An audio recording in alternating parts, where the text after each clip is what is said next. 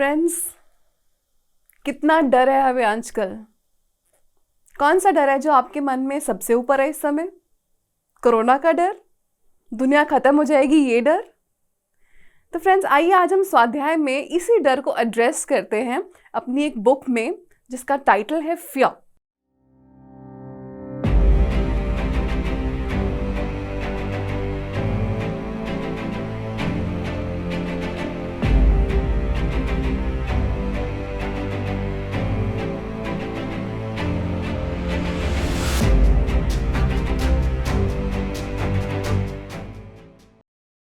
आइए फ्रेंड्स, आप सभी का स्वागत है पीएमसी हिंदी के स्वाध्याय सीरीज में, जिसमें हम थिक नhat हान द्वारा लिखी गई बुक फियर के बारे में बात करेंगे।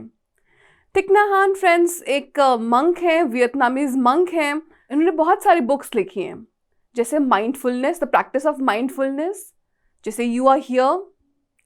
तो इस तरह से उन्होंने बहुत सारी किताबें लिखी हैं फ्रेंड्स। और फियर मुझे बहुत रेलिवेंट लगी आजकल के समय में। फियर कितना रेलिवेंट है फ्रेंड्स? हमारी पूरी जिंदगी जैसे कि रुकी हुई है डर के कारण। आइए फ्रेंड्स, आज हम फियर के बारे में बात करते हैं। क्या डर है हमें? किससे डरते हैं हम? क्यों डर है? कुछ लोगों को इतना ज्यादा, कुछ लोगों को कम। लेकिन ये डर क्या है? इनकी जड़ें कहाँ तक जाती हैं? आइए फ्रेंड्स, आज इन विषयों पर बात करेंगे जो कि हमें इस ग्रेट मंक ने हमें इनके ऊपर प्रकाश डाला है। हम लोगों को किस तरह के फियर हैं? फियर है हमें कोई छोड़कर चला जाएगा, हमें कोई प्यार नहीं करेगा, हमें रिजेक्ट कर दिया जाएगा, हम अकेले रह जाएंगे। हमें कई तरह के फियर्स हैं फ्रेंड्स। इस सोसाइटी में हम बहुत डर डर कर जीते हैं।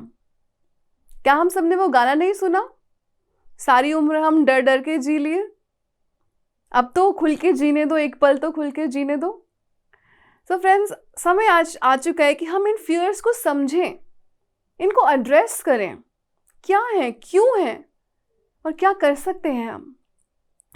सो थिक नhat हान कहते हैं कि अपने फियर से बात कीजिए, अपने फियर को ऊपर आने दीजिए। हमारा नॉर्मल रिएक्शन क्या होता है फ्रेंड्स? जब हमें डर लगता है तो हमारा नॉर्मल रिएक्शन होता है हम उस चीज़ को दबा देते हैं।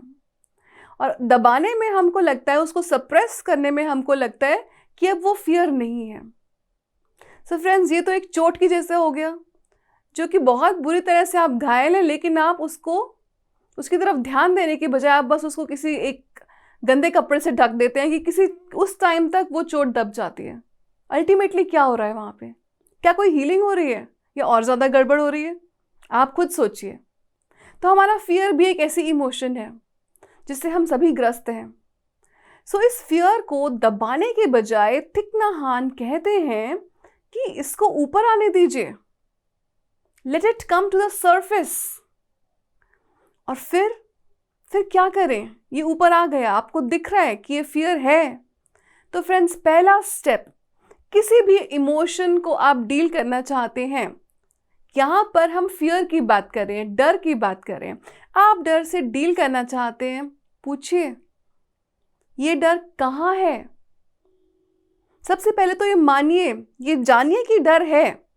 अब क्या होता है, हमारी टेंडेंसी क्या है कि नहीं, मुझे तो कोई डर नहीं है, ये सब तो नॉर्मल पार्ट है लाइफ का, मेरी लाइफ में कोई डर नहीं है, मुझे किसी से कोई डर नहीं है।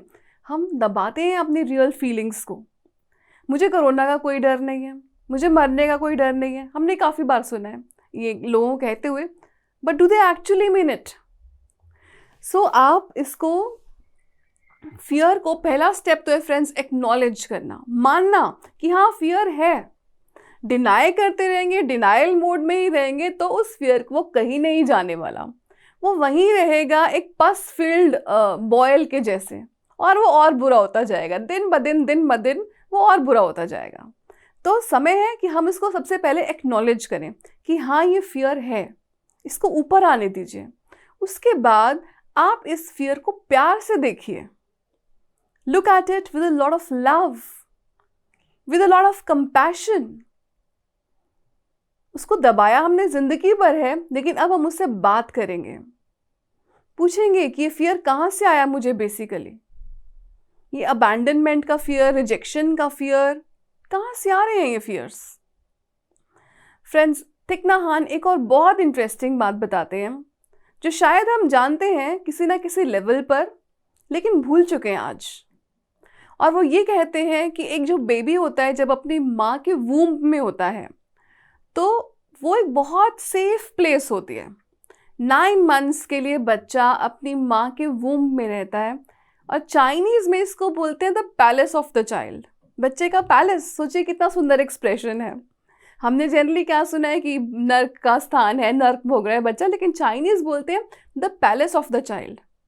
खुद सोचिए फ्रेंड्स, एक ऐसी जगह जहाँ आप कंप्लीटली कंफर्टेबल हो, कुशन्ड हो, आपको आवाज़ें भी मध्यम मध्यम आ रही हों, कोई आपके पास लाउड साउंड आप तक नहीं पहुँचती। जो टेम्परेचर आपके लिए सही है आपके लिए वही टेम्परेचर है। आपको कोई खाने की और एलिमिनेशन की चिंता नहीं है, आपकी सारी नीड्स फुलफिल्ड हैं। तो चाइनीज़ इसको बोलते हैं the palace of the child. 9 महीने तक ये बच्चा अपने इस पैलेस में रहता है और पैलेस में रहने के बाद जब ये 9 महीने बाद इस बच्चे का बर्थ होता है तो उस समय इस बच्चे को 2 फीलिंग्स होती हैं। पहला है फियर। क्या फियर है? कि मैं अलग हो गया, मैं रिजेक्टेड हूँ। एकदम बच्चा जब माँ से अलग होता है उसको अलग होने की, रिजेक्शन की फीलिंग होती है। उसको चाहे मदर उसको लविंगली ले बाद में, लेकिन इनिशियल फीलिंग जो बच्चे को होती है वो सेपरेशन की होती है। और दूसरी फीलिंग क्या होती है फ्रेंड्स? एक तो डर और दूसरा डिज़ायर टू सर्वाइव।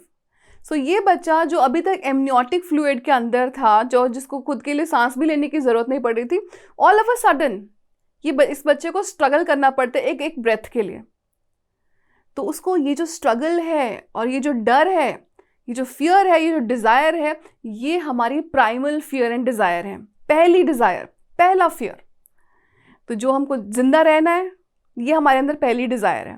और पहला फियर क्या है? कि मैं रिजेक्टेड हूँ, मैं अलग हूँ। ये दोनों फियर्स फ्रेंड्स आपको लगेगा कि ये तो बहुत नॉर्मल है, बहुत कॉमन है, लेकिन आपको हैरानी होगी ये जानकर कि ये प्राइमल फियर और ये प्राइमल डिज़ायर हमारी लाइफ में जितनी भी लेटर डिज़ायर्स होती हैं जो समझ भी नहीं पाते हम, वो कहीं ना कहीं इन्हीं बेसिक डिज़ायर्स की और इन्हीं बेसिक फियर का एक्सप्रेशन होती हैं। एक उदाहरण देखते हैं फ्रेंड्स कि आप किसी व्यक्ति को देखते हैं जिसको बहुत ज़्यादा शॉपिंग करनी है, कितना सामान इकट्ठा करना है। क्यों इतनी शॉपिंग करनी है? क्योंकि आप कहीं ना कहीं सोसाइटी में एक्सेप्टेड होना चाहते हैं।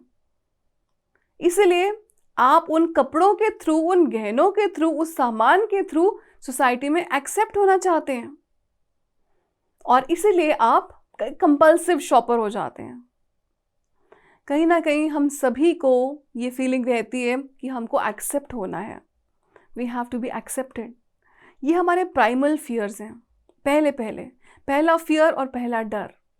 और ये जो है ये कई तरह के बिहेवियर में लेटर ऑन लाइफ में दिखाई देते हैं। जैसे कि जो भी आप कंपल्सिवली करते हैं, आप हमेशा अच्छे मीठे बना रहना चाहते हैं। कारण क्या है? कि आपने सच बोल दिया, आपने अपना सच बोल दिया तो शायद आप एक्सेप्टेड नहीं होंगे। तो आप एक्सेप्टेड नहीं होंगे मतलब आप रिजेक्टेड हैं, मतलब आप अबैंडन्ड हो गए, मतलब आप अकेले रह गए भरी दुनिया में। ये डर और ये डिज़ायर, जिंदा रहने की डिज़ायर हमारी बेसिक चीज़ें हैं और ये हमें हमारे कई बिहेवियर में मैनिफेस्ट करते हैं, जैसा मैंने आप सबसे कहा। तो अब क्या करें हम इस प्राइमल डिज़ायर का, इस प्राइमल फियर का? हम सभी के अंदर फ्रेंड्स वो छोटा बच्चा जीवित है, वो बच्चा कहीं गया नहीं है। वो हमारे अंदर वो छोटा डरा सहमा बच्चा जिसको जिंदा रहने के लिए स्ट्रगल करना पड़ रहा है, जो अलग हो गया एकदम से वायलेंस से, ये डरा हुआ सहमा वो बच्चा हमारे अंदर है और हमको इस बच्चे से बात करनी है। We have to talk to this little child within us. और हम इससे क्या कहें? पहली बात तो ये है कि अपनी आंखें बंद करके एक्नॉलेज कीजिए कि हाँ, आपके अंदर ये डरा सहमा बच्चा है और अब आप इससे बात कीजिए। अपने दिल पर, अपने हृदय पर हाथ रखकर बात कर सकते हैं, बोल सकते हैं कि अब हम स्ट्रांग हैं, हम अपने आप को डिफेंड कर सकते हैं, अब हमें कोई डरने की ज़रूरत नहीं है। We are not vulnerable any longer. यही केस फ्रेंड्स उन बच्चों का भी होता है जिनको चाइल्डहुड में बहुत मुश्किल दौर से गुजरना पड़ा हो, जैसे कोई सेक्सुअल मॉलेस्टेशन का केस हो, या इस तरह से कोई डिफ़िकल्ट जो चाइल्डहुड जिनका रहा होता है, बहुत वायलेंस वाला, कोई बच्चा वॉर जोन में पला बड़ा हो, तो वो क्या, उसके मन में क्या मेन फीलिंग्स होंगी? डर की, कि ये वर्ल्ड जो है ये सिक्योर प्लेस नहीं है, मुझे यहाँ से निकल जाना चाहिए। ये मेन फीलिंग्स रहेंगी ऐसे बच्चे की जो इतने डिफ़िकल्ट वॉर जोन्स में रहते हैं। तो ये आपको आपने इस बच्चे से बात करते हैं आप, और बात करके आप इसके डर को दूर करते हैं। अगर मान लीजिए कोई सेक्सुअल मॉलेस्टेशन का केस है या चाइल्डहुड में बहुत वायलेंस का केस है, तो ऐसे लोगों के लिए थिक नह हान ये भी बताते हैं कि हम कुशन एक्सरसाइज कर सकते हैं। तो आप 2 कुशन रखते हैं, एक कुशन पे आप छोटा बच्चा बनकर बैठते हैं जिसके साथ गलत हुआ है, और फिर आप दूसरे कुशन पर जाकर बैठते हैं एज एन एडल्ट यू। आप बड़े हो गए हैं, तो आप एज अ चाइल्ड आप वो छोटा जो लाचार बच्चा है जिसके साथ रॉन्ग बिहेवियर हुआ है, पहले आप वो बनते हैं। इसको रोल प्ले भी आप समझ सकते हैं। तो आप रोल प्ले करते हैं, आप बोलते हैं कि वो बच्चा कैसा महसूस कर रहा था उस समय में। उससे शायद किसी ने इतनी डिटेल से कभी बात नहीं करी जितनी आप करने जा रहे हैं। तो ये बच्चा अपने आप को एक्सप्रेस करता है आपके द्वारा, और दूसरे क्वेश्चन पर आप वो बच्चा जाता है, और उस पॉइंट ऑफ टाइम पर आप एक एडल्ट हैं और आप इस बच्चे को अश्योर कर रहे हैं अब सब ठीक है, अब हम स्ट्रांग हैं, अब हम इतने हेल्पलेस नहीं हैं, अब हम डिफेंड कर सकते हैं अपने आप को। सो इस तरह से आपके अंदर का जो चाइल्ड है वो अबैंडन्ड है, आपने भी उसको अबैंडन कर रखा है उस चाइल्ड को। अब समय आ गया है कि आप उस चाइल्ड को टर्न करें। You turn to that child within और उसको अश्योर कीजिए। देखिए फ्रेंड्स, पीस कहाँ से शुरू होता है? वो आपने वो सेइंग सुनी है, चैरिटी बिगिंस एट होम। आपका होम क्या है? आपका होम आपका ये सेल्फ है। चैरिटी और पीस वहीं से शुरू होता है। तो पहले अपने अंदर पीस लाइए। क्या हमने नहीं सुना friends, as within so without? तो हमारे अंदर सुनामी आ रही है, तूफान उठ रहे हैं। हम सोचते हैं कि वर्ल्ड में शांति नहीं है, वर्ल्ड में पीस नहीं है। अपने अंदर शांति लाइए। सबसे पहले आपके अंदर जो इमोशंस हैं वो क्यों हैं, सोचिए जरा इस बात पर गौर कीजिए। क्यों है ये फियर की इमोशंस? आप इन्हीं बेसिक फियर और इसी बेसिक डिजायर तक वापस पहुंच जाएंगे। थिक नह हान ये भी बताते हैं कि हमारे एंसेस्टर्स का डर और उनकी इनसिक्योरिटीज भी हमारे अंदर हैं। आपको लगता है कि आप अपने एंसेस्टर्स से अलग हैं या आप अपने मृत माता पिता से अलग हैं? ऐसा नहीं है फ्रेंड्स, वो आपके अंदर जीवित हैं। आपके हर सेल में, आपके डीएनए में आपके एंसेस्टर्स जीवित हैं, उनके डर भी जीवित हैं। तो उन्होंने क्या स्ट्रगल नहीं करी होगी? उनके लाइफ में कई ऐसे पॉइंट्स आए होंगे कि उनकी जान पर बनाई या किसी के साथ फिजिकल असॉल्ट हुआ। वो सारा डर फ्रेंड्स कहीं नहीं गया, वो आपके सेल्स में आ गया। आपके एंसेस्टर्स, चाहे वो आपको अच्छे लगे, चाहे आपको बुरे लगे, चाहे आप उनसे अग्री करें चाहे डिसअग्री करें, वो आपके अंदर जीवित हैं। तो इस डर को भी आपको एड्रेस करना है। सबसे पहले तो आपको ये कहना है कि हाँ, आप एक्नॉलेज करना कि हाँ ये मेरे एंसेस्टर्स हैं, इनमें ये डर था, ये डर मुझ में भी आ गया, और फिर उससे बात करना।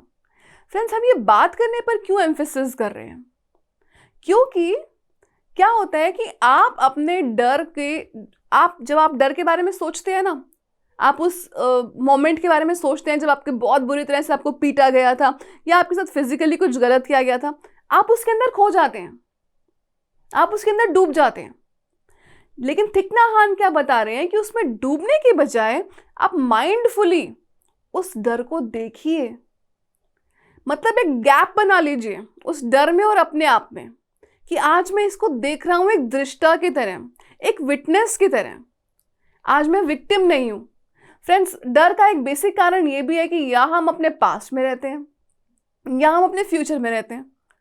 हम अपने प्रेजेंट में तो रहते नहीं हैं, और यहाँ पर माइंडफुलनेस प्रैक्टिस हमारे बहुत काम आती है।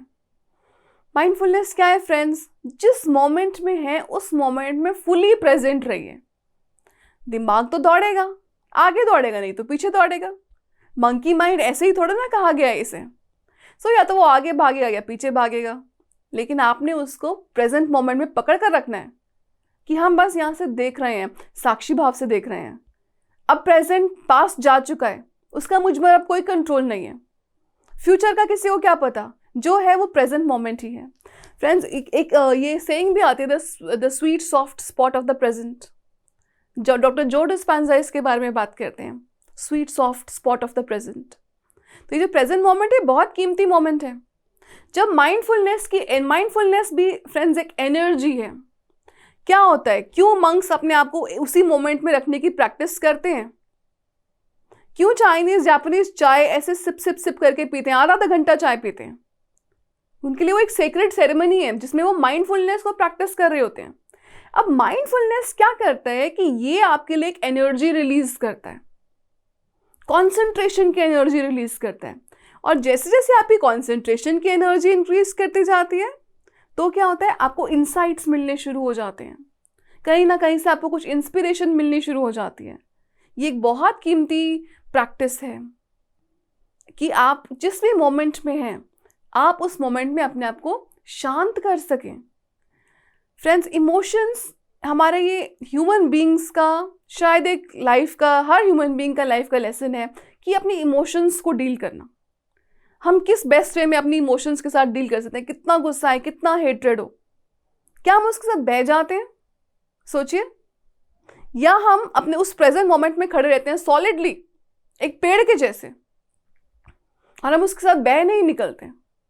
तो ये जो हम कल्टीवेट करते हैं फ्रेंड्स, ये एक बहुत सुंदर सिचुएशन लेकर आता है जिसमें कि आप अगर सोचिए, अगर दुनिया में कुछ लोग माइंडफुल होने शुरू हो जाएं कि जो बोल रहे हैं, जो सोच रहे हैं, जो कह रहे हैं, उसके बारे में सजग हो जाएं कि मैं क्या बोल रहा हूँ, मैं क्यों बोल रहा हूँ, मैं क्या सोच रहा हूँ, मैं क्यों सोच रहा हूँ।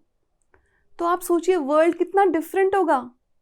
कितनी वायलेंस हम कॉज करते हैं फ्रेंड्स अपनी स्पीच से, अपने थॉट्स से हम कितनी वायलेंस कॉज करते हैं इस दुनिया में। ठीक ना? हाँ, ये भी कहते हैं कि ये जो दूसरों के साथ आप हर्टफुल बातें करते हैं, उनके मन में डर बिठाते हैं, ये ऐसा है जैसे कि आपने उनके दिल के अंदर एक चाकू रख दिया। बहुत सारी लेयर्स के नीचे वो चाकू दबा हुआ है, लेकिन वो चाकू है। ये इंसान जो हर्ट है, जो फियरफुल है, ये चाकू उसके दिल में है। और अगर वो इंसान छोटा बच्चा है तो वो चाकू और ज्यादा तेजी से उसको चुभेगा, जिंदगी भर चुभेगा, उसके अंदर ट्विस्ट करता रहेगा, वो उसके हार्ट के अंदर वो चाकू ट्विस्ट करता रहेगा। तो सोचिए फ्रेंड्स, कितने सब लोग होंगे इस दुनिया में जो इस नाइफ को अपने हार्ट में कैरी कर रहे होंगे। आप खुद सोचिए फ्रेंड्स। तो हम क्या कर सकते हैं इन फियर की एनर्जीज के लिए? टिकना हाँ ये भी कहते हैं कि हमारी सोसाइटी में हमारे पास कंपैशनेट लिसनिंग नहीं है। हम सुनते नहीं हैं किसी दूसरे इंसान की, हम सिर्फ अपना बात बोलना चाहते हैं। हम पर्सपेक्टिव किसी का समझना ही नहीं चाहते। तो क्या है, हम सब एक वूंड लेकर घूम रहे हैं। वो वूंड दिखता नहीं है, लेकिन एनर्जेटिक लेवल पर वो वूंड डेफिनेटली है।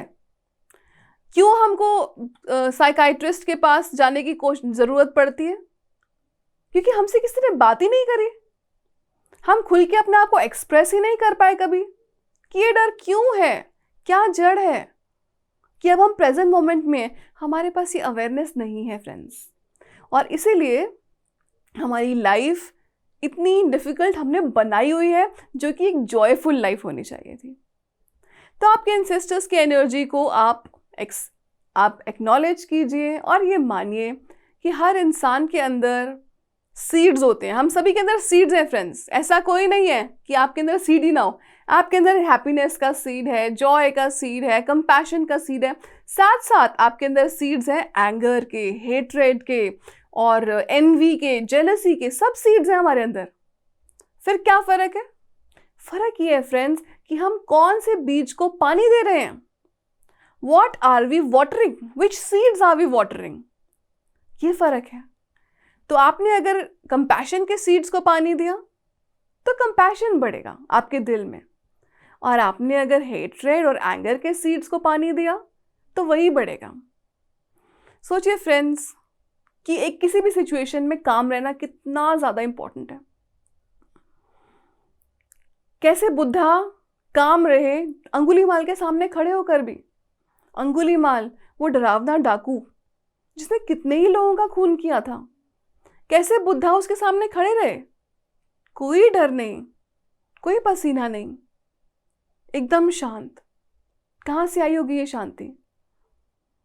कितना माइंडफुलनेस प्रैक्टिस किया होगा उन्होंने, अपनी श्वासों के साथ कितना समय रहे होंगे। सोचिए फ्रेंड्स। तो ये प्रैक्टिसेस थिक नह हान कहते हैं, हमें भी अपनी लाइफ में कल्टीवेट करनी चाहिए। माइंडफुलनेस की एनर्जी को अपनी लाइफ का हिस्सा बना लेना चाहिए। तो ना सिर्फ ये पास्ट का तो हमको डर है ही है, हमको अपने फ्यूचर के भी बहुत डर है। फ्यूचर का क्या डर है? कि मेरी मौत हो जाएगी।